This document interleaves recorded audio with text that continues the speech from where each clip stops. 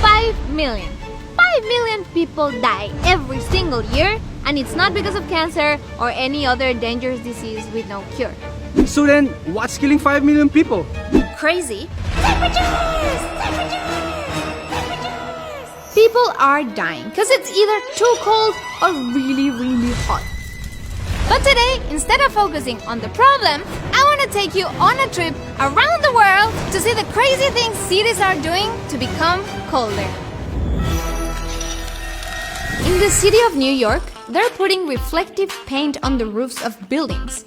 Why? So the concrete doesn't absorb heat and make the city hotter.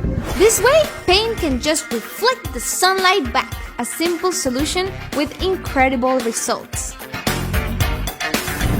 Stop it! Go away! I mean, no, we depend on you, but...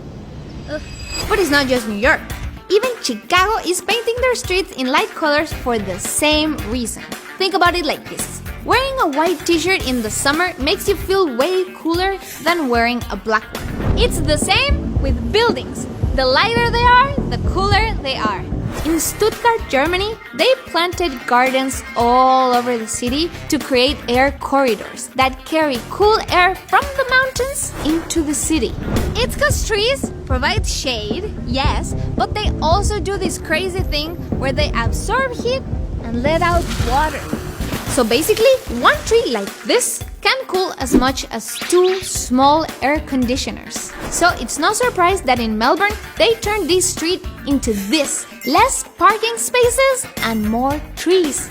And in Louisville, one of the hottest cities in the US, is gonna plant almost 500,000 trees just to cool down.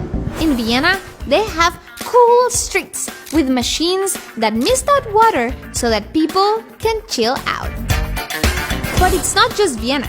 Even in Tokyo, you'll see street fans that don't just let out air, but also water to cool temperatures. And also in Tokyo, they have a building with skin.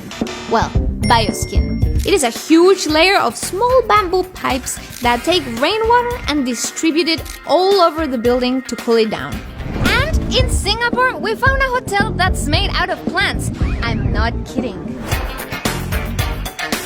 This hotel has plants growing all over its walls, which makes it much cooler and looks so much nicer. The truth is, all of these projects are amazing, but they're not enough to solve the climate emergency. They're not enough to save human lives. What we need is global change, across cities, countries, and billions of people. Change that starts with you and change that starts with me.